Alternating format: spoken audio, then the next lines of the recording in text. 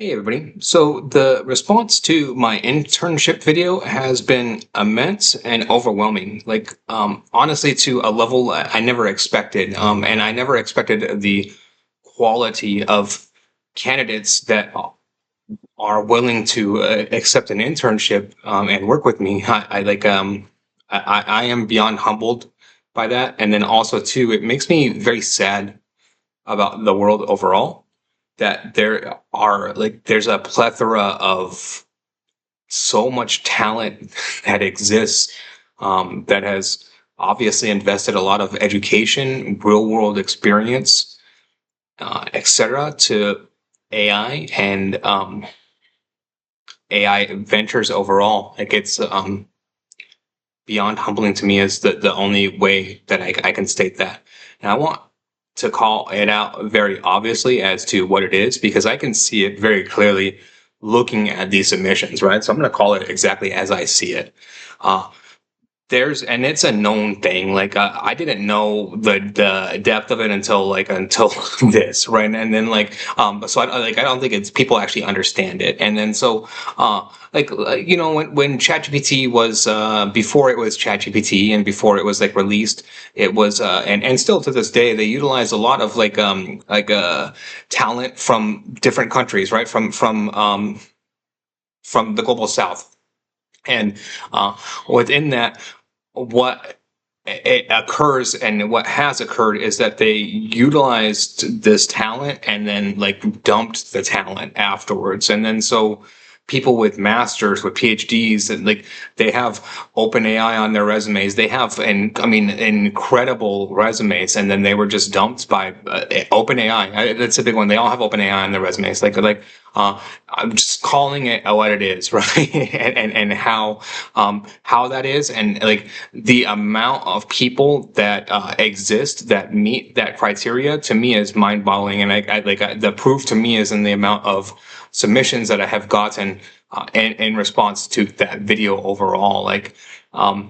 That's a very bad problem overall.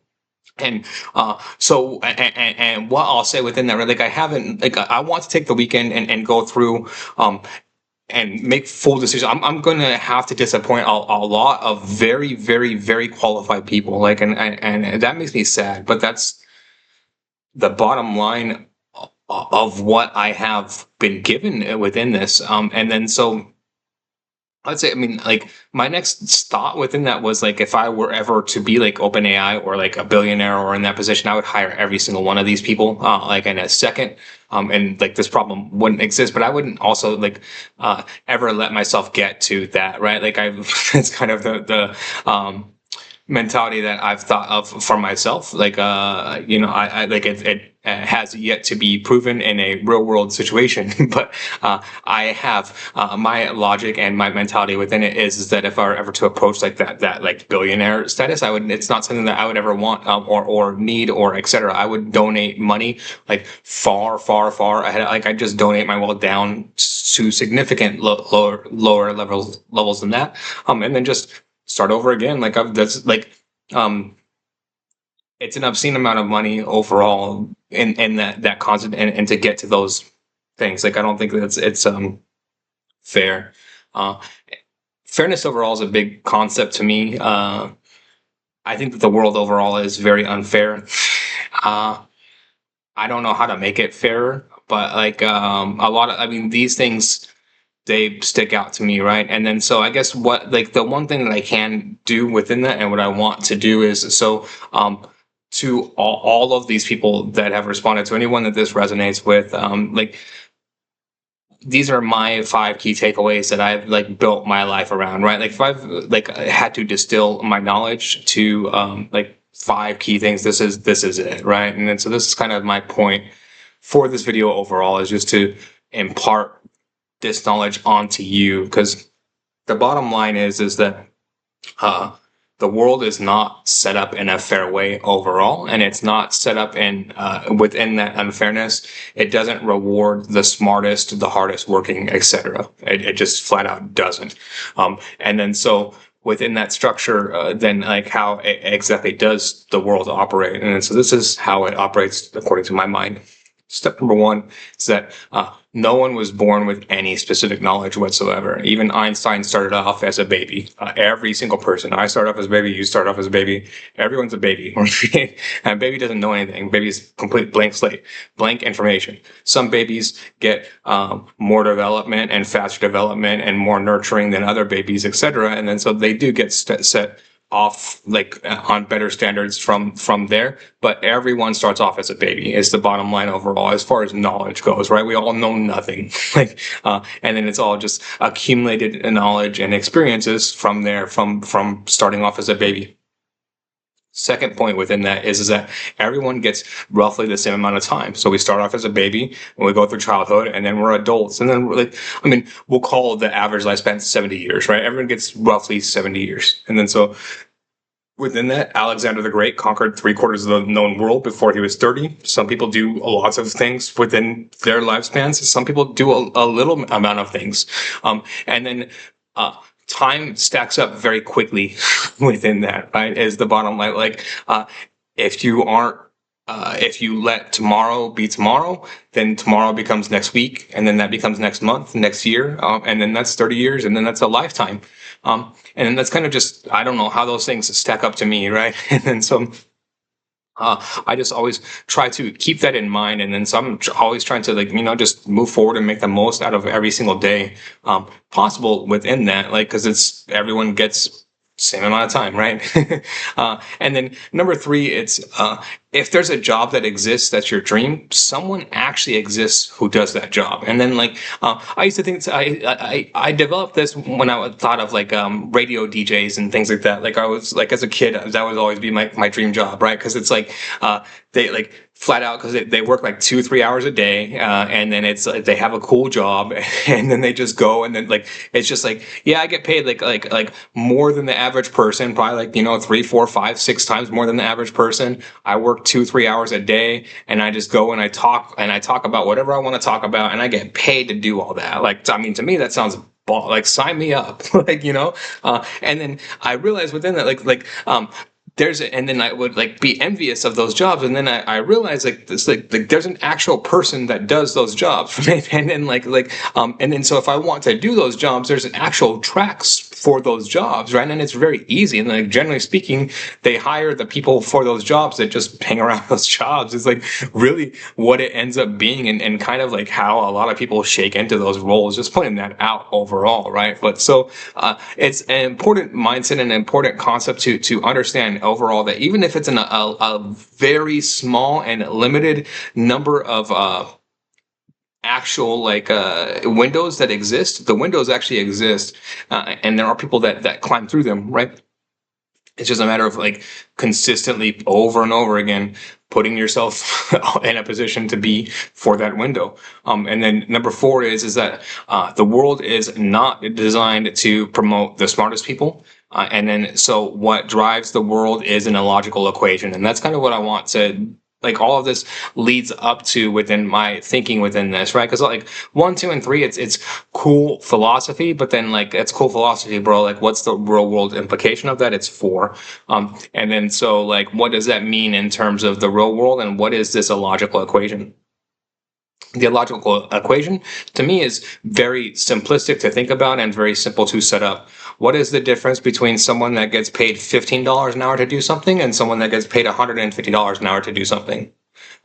The illogical equation within that and the illogical answer within that is absolutely zero. Absolutely zero that actually matters. The person that gets paid the $150 an hour to do it doesn't work harder. They don't work smarter. They're not more intelligent overall, etc. It's their perception and your perception of their value changes. And that's the only value change that changes within that equation, right? So what is your value? Is it $15 an hour? Is it $150? Is it $1,000 per hour?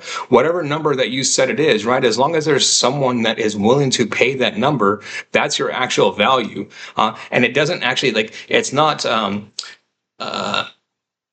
it's not crazy or out there to put high numbers out there. Like the bottom line and the smartest piece of advice that I ever got within that was that, like, whatever number that you think is your personal value number for that, like, quadruple it and then times it times 10. And then, like, that's what and then do that. And then, like, when I very, very first started consulting, I remember, I mean, this is, 10, 15 years ago, right? Like, my dream rate was like $50 per hour. I was like, oh, if I can get $50 per hour, I'm going to be set, right? And then, so that's what I do. And so I set my rates for $50 per hour.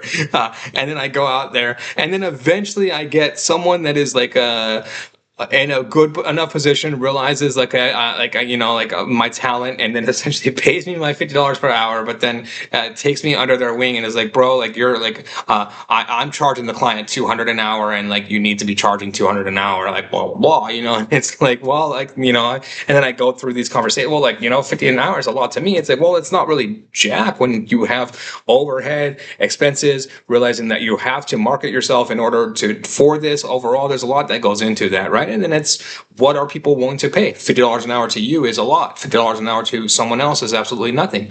And then, so that's just how the equation goes and how the world works when it comes to this equation. And then number 5 is the most important aspect of all of this, which is that you have over all of these equations, over all of that full stack, about 4 to 5% control over all of these variables. And then that's an immense amount of control, and then also very little control, right? I mean, 4 to 5% in the grand scheme of things, when it comes to like a job or income, things like that, that's not very much control, right? Like, I mean, it's just not. And when you're comparing it like overall on the broad scale, but let's say that it's a blackjack game, being able to control the odds of blackjack 4 to 5%, where the odds are 51 to 49% generally. You're stacking the odds, like, you're going to win. Like, just go all in. And then eventually over time, as long as you can keep going all in, you're going to win.